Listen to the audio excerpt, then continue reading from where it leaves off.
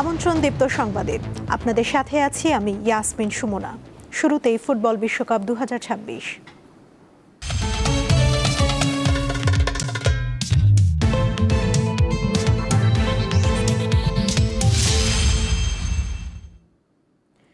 আবারও দারুণ এক প্রত্যাবর্তনের গল্প লিখে বিশ্বকাপের ফাইনালে উঠেছে বর্তমান চ্যাম্পিয়ন আর্জেন্টিনা।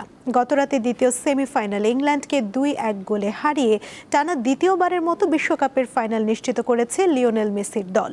আগামী রোববার রাত 1টায় বিশ্বকাপের মেগা ফাইনালে স্পেনের বিপক্ষে মাঠে নামবে আলবিসেলেস্তেরা।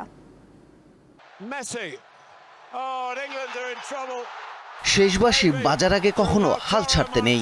এবারের বিশ্বকাপে এই কথার প্রমাণ করে টানা দ্বিতীয়বারের মতো ফাইনালে উঠল আর্জেন্টিনা। প্রথমার্ধে ফুটবলের বদলে মারামারি ও ফাউল বেশি হয়েছে। প্রথমার্ধে ফাউল হয়েছে 19টি। হলুদ কার্ড দেখেন দুই দলের একজন করে খেলোয়াড়।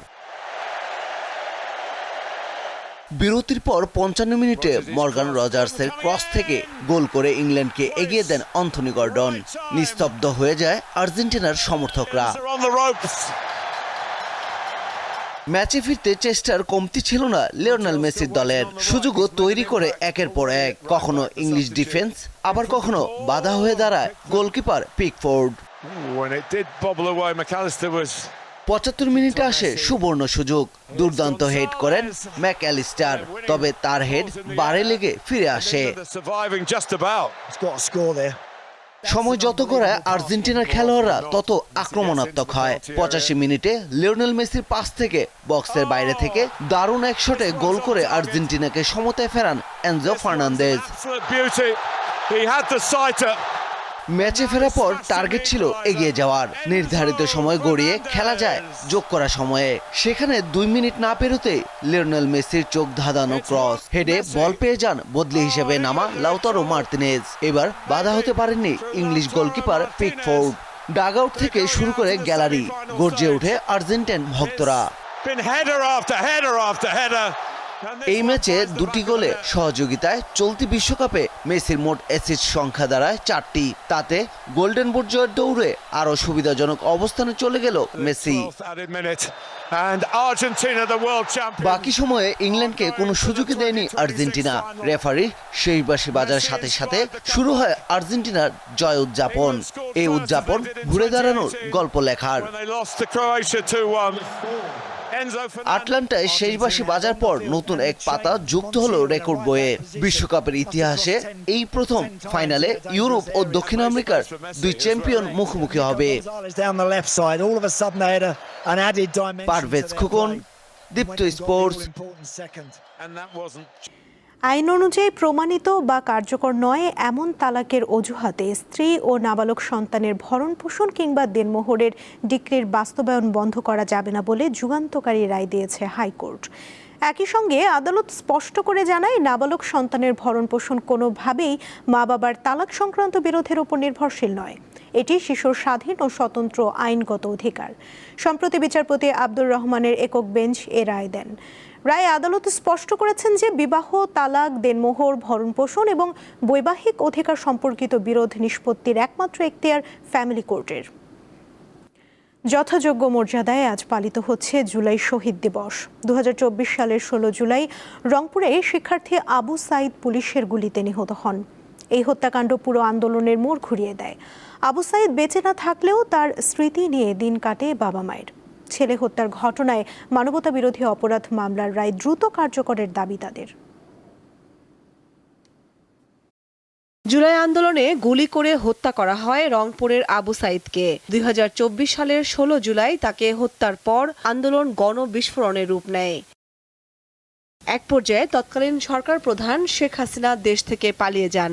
2 বছর পর এখন নতুন সরকার ক্ষমতায়। অনেক কিছুরই পরিবর্তন হয়েছে, কিন্তু আবু সাইদের বাবা মা এখনও তার স্মৃতি নিয়ে বাঁচতে চান।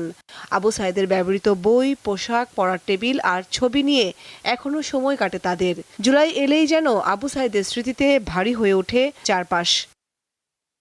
প্রায়ই অশ্রুসিক্ত নয়নে ছবির দিকে চেয়ে থাকেন তার মা মনোয়ারা বেগম।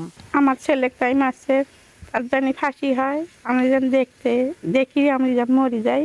এটা সরকারের কাছে যাবি। সন্তানের কথা মনে করে এখনো কান্নায় বুক ভাসান আবু সাইদের বাবা মকবুল হোসেন। সন্তান হত্যার বিচারের রায় দ্রুত কার্যকরের দাবি জানান তিনি। একাই বুক পাতি দিছে হাত ছিটকে। এই নির্দিষ্ট পুলিশ হিমরের মতো তাকে গুলি করে হত্যা করা হয়। কি করবো, দুঃখের কথা, বাবার ইয়াগাটা পূর্বে মারা যায়।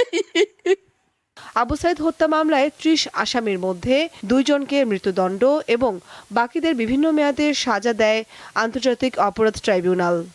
কামরুন নাহার, দীপ্ত, বার্তাকক্ষ। চট্টগ্রামের বোয়ালখালীতে একটি লবণ কারখানায় বিস্ফোরণে কমপক্ষে ১০ জন শ্রমিক দগ্ধ হয়েছেন।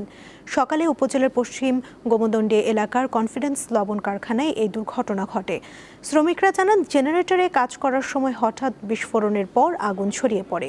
দগ্ধদের প্রথমে বোয়ালখালী উপজেলা স্বাস্থ্য কমপ্লেক্সে নেওয়া হয়, পরে অবস্থার অবনতি হলে সবাইকে চট্টগ্রাম মেডিকেল কলেজ হাসপাতালে বার্ন ও প্লাস্টিক সার্জারি ইউনিটে ভর্তি করা হয়। চিকিৎসকরা জানায়, দগ্ধদের মধ্যে ৮ জনের অবস্থা গুরুতর। তাদের সবার শ্বাসনালী পুড়ে গেছে। ওই ৮ জনের মধ্যে ৪ জনকে আইসিইউতে স্থানান্তর করা হয়েছে। গত ২ দিন বৃষ্টি না হওয়ায় নওগাঁয় স্থিতিশীল রয়েছে বিভিন্ন নদ নদীর পানি। গত ২৪ ঘন্টায় আত্রাই নদীর পানি জোদ বাজার পয়েন্টে ২ সেন্টিমিটার বেড়েছে। তবে মহাদেবপুর পয়েন্টে কমেছে ৫ সেন্টিমিটার ও আত্রাই রেলওয়ে স্টেশন পয়েন্টে স্থিতিশীল অবস্থায় রয়েছে। স্থানীয় পানি উন্নয়ন বোর্ড জানায়, উজান থেকে নেমে আসা পানি কমতে শুরু করলে জেলার নদীগুলোর পানি দ্রুতই কমতে শুরু করবে।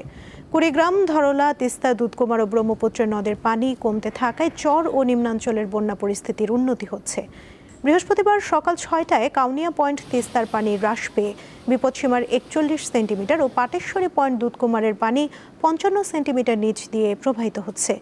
এদিকে বঙ্গোপসাগরে লঘুচাপের কারণে দেশের সব সমুদ্র বন্দরে ৩ নম্বর সতর্ক সংকেত দেখিয়ে যেতে বলা হয়েছে। সাগর উত্তাল থাকায় পটুয়াখালীতে ঘাটে ফিরতে শুরু করেছে শত শত ট্রলার। রাজধানীর উত্তরায় সড়ক দুর্ঘটনায় ২ জন সাংবাদিক নিহত হয়েছেন। তারা হলেন দৈনিক প্রাণের বাংলাদেশের স্টাফ রিপোর্টার রবিউল আলম রাজু এবং সংবাদ দিগন্তের স্টাফ রিপোর্টার সাকিবুল হাসান।